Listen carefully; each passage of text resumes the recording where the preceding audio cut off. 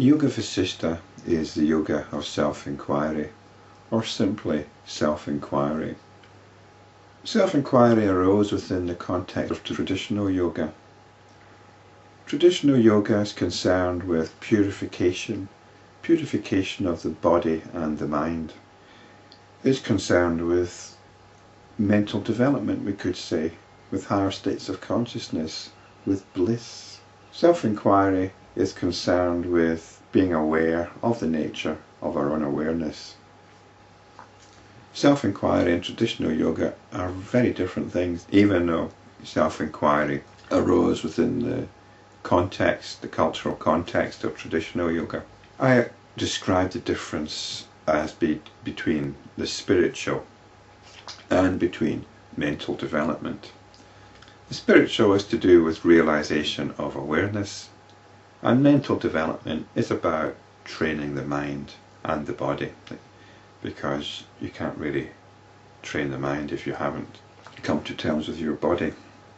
It's very easy to get confused between self-enquiry, the yoga of self-enquiry, and traditional yoga, because they use similar language. But it's very important to be clear about the distinction.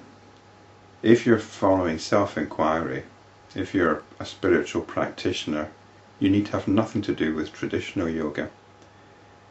You might use it, there's nothing wrong with using it, it can have its benefits. But in terms of self-enquiry, the only condition you need to practice self-enquiry is to practice self-enquiry itself. In practicing self-enquiry, you might find it useful to work with the body and work with the mind as well. There's no reason why you shouldn't do that. But you don't need to, they're quite separate things. But as I said, they get confused because the language is similar. For example, we talk about equanimity. Equanimity, though, for the spiritual practitioner and for the yogi are quite separate things. Equanimity for the spiritual practitioner, that's one who's following self-enquiry, is to do with how things appear from direct realization of the nature of one's own awareness. For the yogi, equanimity is about quietening the mind, stilling the mind. So they're quite separate things, but the same word is used to describe them. The yogi talks about bliss as well.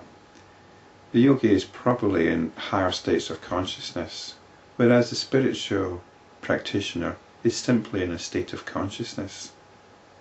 Higher states of consciousness are temporary phenomena.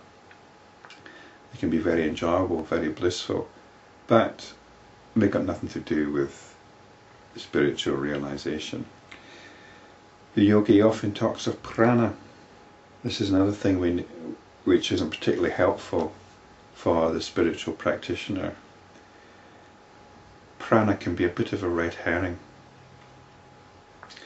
The spiritual practitioner is concerned only with what is apparent,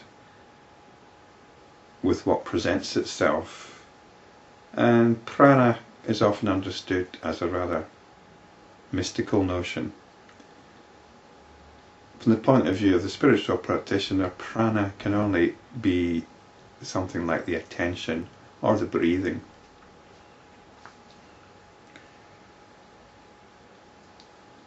Vasishta continued, Ram, the notion of an object, of knowledge, of experience, is the seed for both movement of prana and for the clinging to a fancy.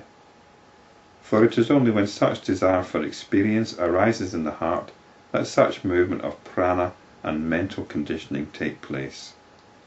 When such desire for experience is abandoned, both these cease instantly. So the Yoga Vasishta often has sections which are clearly about self-enquiry, some sections which are more clearly from a yogic perspective, but here we seem to have them mixing up. So what it's saying here about the notion of an object being the seed for clinging to a fancy is perfectly fine from the point of view of self-enquiry. But it brings in this movement of prana as well, which is the yogic element. So in this context, from the point of view of spiritual inquiry, we can understand prana as the attention. It's the attention that moves around all over the place. So it's an inherent desire for experience. When such desire for experience is abandoned, both these cease instantly. In other words, we transcend notions of objects, and therefore we free ourselves from the possibility of clinging to any of these fanciful notions. Of course, the indwelling consciousness is the seat for this desire for experiencing, for without that consciousness the desire for such experience will not arise at all. However, it has no object of experience either outside or inside, for it is the consciousness itself that, on account of a movement of thought within itself, desires to experience itself as an object. So this is fine. This is what self-enquiry reveals. Just as a man dreams of his own death or of his travel abroad, even so this consciousness, by its own cleverness, experiences itself as an object. So consciousness effectively limits itself in the objectification of experiencing. When such experience takes place, this world appearance results, O Ram.